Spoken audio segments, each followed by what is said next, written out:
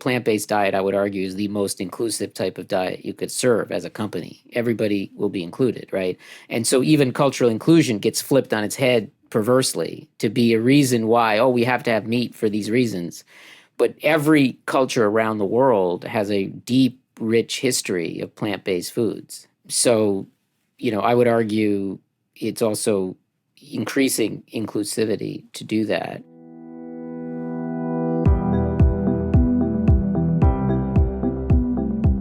I'm Andrea Learned, and welcome to Living Change, a podcast exploring unconventional climate leadership. I talk to people who've converted their personal values into business and policy decisions in a load of different sectors. I believe that the more we're visible about these changes, the more we chart the way for other leaders wanting to create new social norms. Hi, Sandeep. How are you? Hi, Andrea. Good to see you again. Today, I'm speaking with Sandeep Patel, the President, CFO, and Chief Transformation Officer of PopSockets. Even if you don't have a PopSockets product, chances are you know someone that does. They're those super cool and expressive phone grips. PopSockets' social impact innovation is centered on what they call being an eternal positivity machine. I met Sandeep at the Reducitarian Summit last year. Our short discussion about food as a driver of corporate sustainability really stuck with me, and I knew I had to talk to him for this podcast. Sandeep is so passionate about this impact-driven work that it was important to him to talk with each person walking into the conference hall about PopSockets' company mission. So, how did he get here?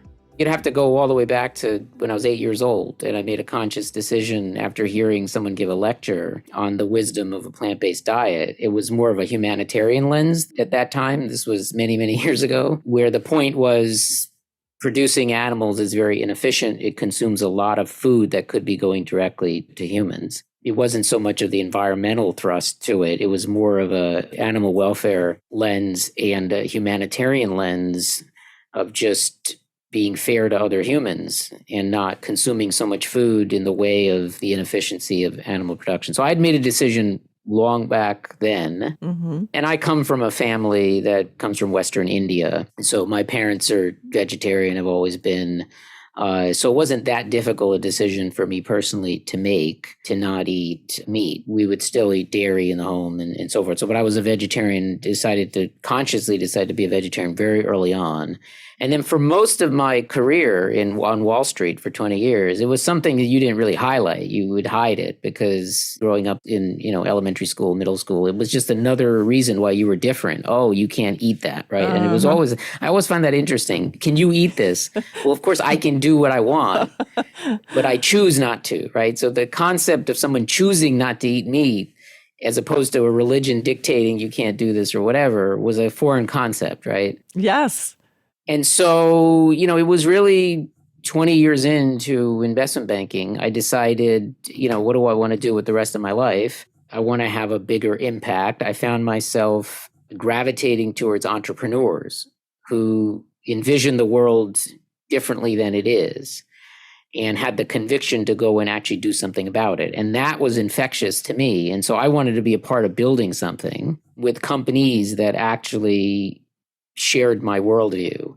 And so there was this book that I read at a Stanford University, How to Design Your Life. I totally read that book. You did? Yes, great. Yes, I loved it. And it's great for people in college who don't know what they want to do and to preempt a midlife crisis. Yes. Right? So it helped me preempt a midlife crisis. And it kind of said, well, you have to think about different things. And so I thought, wouldn't it be great to fuse my sort of work life and my worldview into one? And so every day I was just excited about what I did, not only because it was intellectually interesting, but I thought, this is what I care about in the world, and this is how to make the world a better place. So that's what led me to join Calafia Farms after getting to know the founder for quite some time. And then that's also what led me to PopSockets. I'm struck that from a young age, Sandeep was living change. And even in the face of resistance on Wall Street, he was able to stick to his convictions. The lens through which he sees the world has almost exclusively been plant-based. So a role in an impact-driven company like PopSockets makes perfect sense. I've been at PopSockets about 2 years. The founder is David Barnett, and he created the company kind of by accident. He was looking for a way to keep his headphone cord from tangling. He never imagined it would become as big as it did. And that was back in 2012. I was introduced to him first in 2020, right before the height of the pandemic. And I remember my first conversation with him, I was on the phone and I just asked him, what's your mission in life? And he said, my mission in life is to end factory farming without hesitation. Whoa, whoa. Exactly. I was not expecting for that to come out of his mouth in my first conversation with him or ever.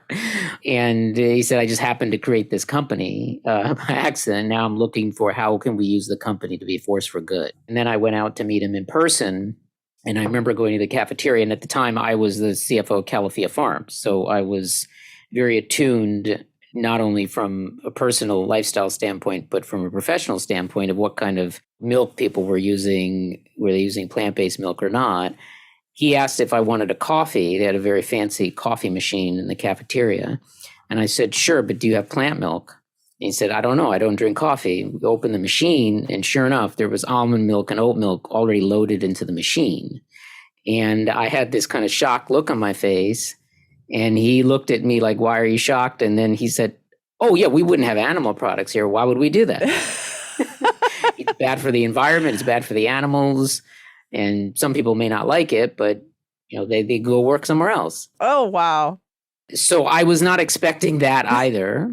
And it was a level of conviction and following through on that conviction, more so than I'm even seeing at some executives at plant-based food companies themselves. So I thought that was very, very interesting. And the company had a long-standing focus on doing good for the world, but the approach was more a diffuse one. It was a great approach. We empower people to be their own activist. And the goal was to create a platform for activists to express themselves through custom grips and things like that. Okay. And that program was called Poptivism and expanded to over 450 nonprofit partners. But in my conversations with David, even before I joined, I was commenting, wouldn't it be great if we could tie the company's focus and products more directly to what you care about personally and what is so important for the world that many companies and the governments are not focusing on as much as they should, as well as consumers. Yeah. So that kicked off a lot of conversations, which then led for me to join the company in early 2021.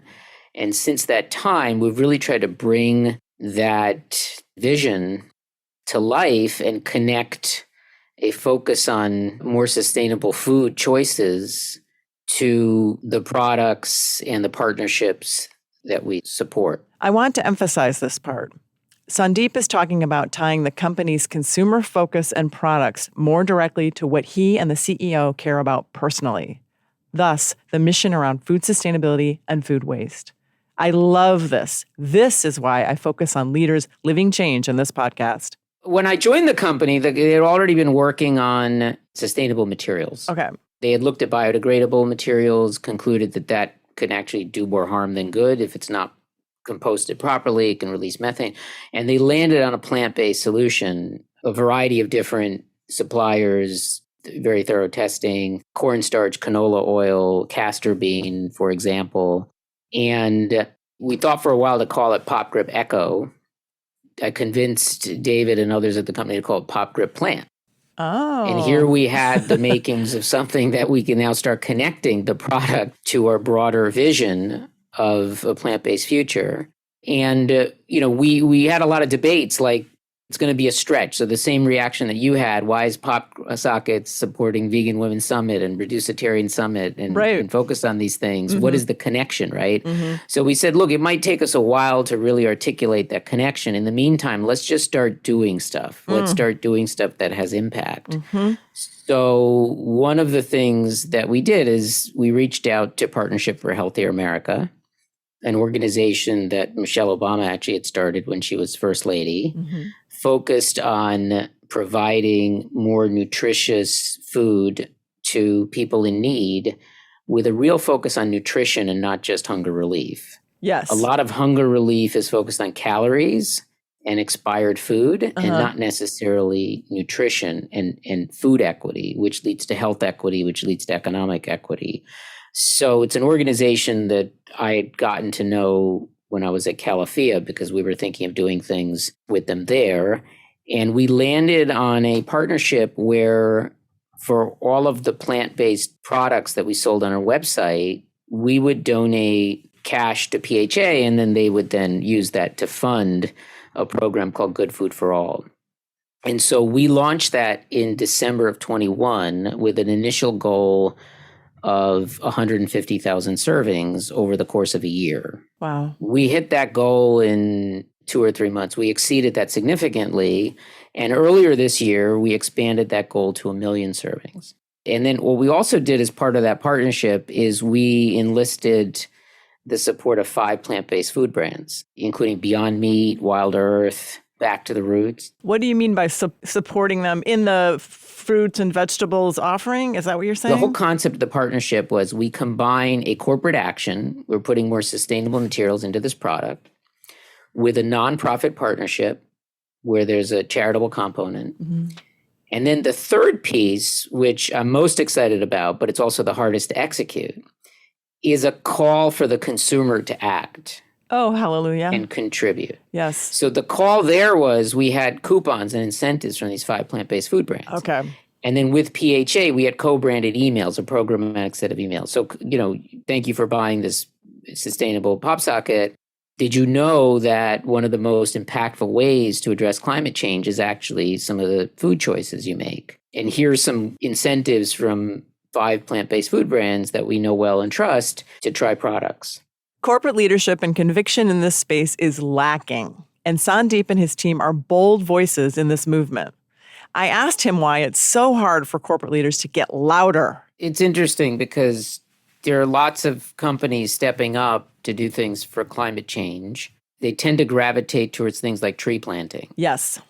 And so you have no shortage of brands saying we're going to be carbon neutral because we bought land, or we're going to fund tree planting projects and we're going to do that. And that's great, but from our standpoint, where we have an installed base of, say, 50 million consumers around the world using our products, what are we asking the consumer to do, right? And so we've always believed that impact should be participatory. So we've tried to create a participatory impact model. And so part of our thought is how can we kind of, in the right way, gently nudge consumers to understand one of the most impactful things they can do for the benefit of the world and their fellow human beings and living beings is change, even so slightly, their food habits, integrating more plant-based foods and reducing the amount of food waste. Mm-hmm. Those two things, if you look at Project Drawdown, you look at all these other things, the science is very clear.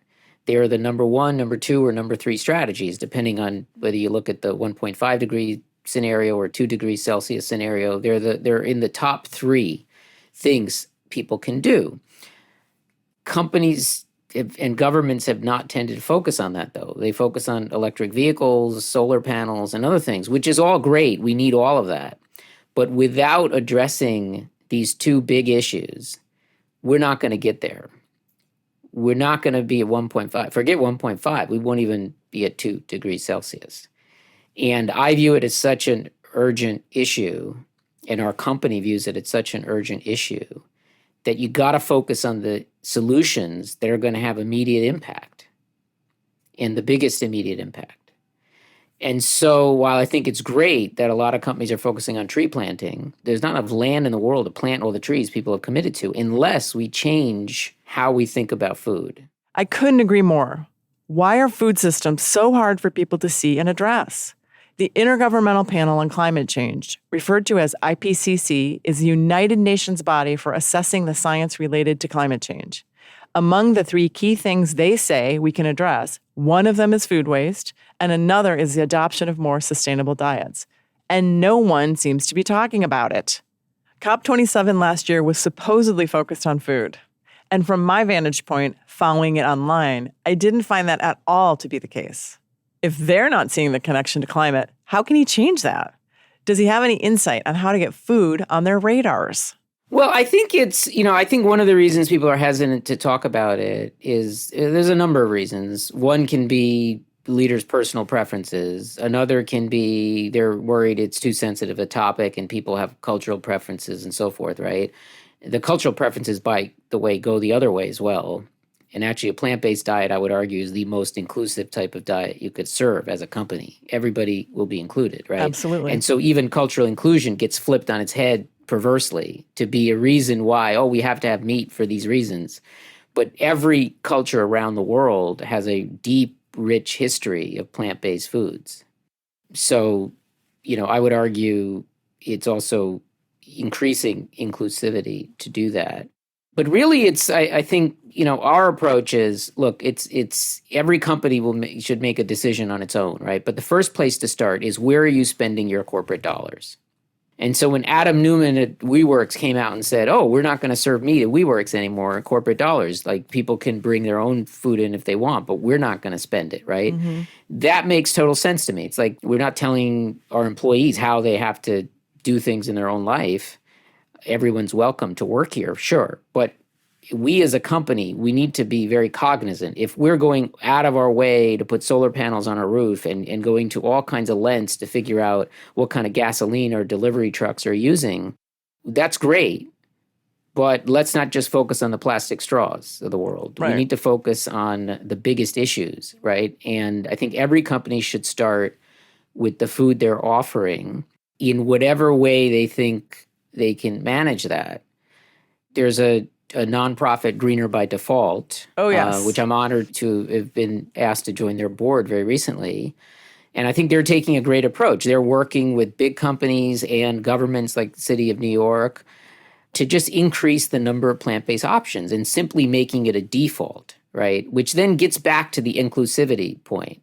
And it goes back to, coming full circle, your question of like, what has been the thread through my career? Well, instead of the people choosing a diet that's generally better for the planet, better for health, better for animals, having to kind of say, yeah, I need a special diet, I need something else, Right. Flip it on its head, Mm-hmm. right? And so in its darkest terms, if you feel like you need to have meat or dairy and a meal that is more carbon consumptive and, all these other things, then raise your hand. Simply flipping the script will lead to a lot of change. So, my advice to other corporate leaders would be, focus on the science. What is the most important thing as a company we can do? And then there needs to be some internal consistency. If sustainability is very important, then yes, you should focus on the type of light bulbs you have in the building. But first, focus on the most important things you can do. And again, it doesn't need to be all or none. If you simply set gradual goals, we want to reduce the amount of meat that we buy as a company by 10%, then 20%, then 30%. It will have a massive impact. I'm so glad Sandeep brought up Greener by Default, an initiative that helps institutions make plant-based food the default. Diners have the choice to opt into meat and dairy, but this strategy allows companies to meet carbon reduction goals, save on food costs, and improve health and inclusivity. I recently moderated a panel at GreenBiz Verge where LinkedIn presented their pilot case study, and the data blew the audience away. I think we're lacking bold business leaders who will talk about this and make shifts. I wondered if Sandeep was ever in rooms with leaders where this comes up. What has been their resistance? And if he has been able to convince any of them to start to think about it, what has that conversation been like? Well, I tell you, first, we start with our employees. And so at first, and this decision on kind of corporate policy was made even before I got to the company back in 2018 or 2019. And there were people who were like, oh, you're telling me what I can eat and so forth. And again, it was like, no, this is just the corporate dollars where we're spending it on. But what I will say is, since I joined the company, we did a number of education sessions on climate change, like what are the most important things? And we just let the science speak for itself. And I think now a lot more people get it and understand it. And so I think just getting the word out, like this is the science, this is why we're making this decision, this is why we're doing these things, number one. Number two, making it fun and interesting and giving people tools. So one of the other things we did is we invested in a great startup out of the UK called Plants and Perks. And they've created what we believe is the world's first plant-based employee wellness portal. And we have all our employees have access to this, and they have all kinds of tips, recipes, live webcasts of cooking shows and demonstrations. So getting employees engaged in a way that's fun, I think, is also very important.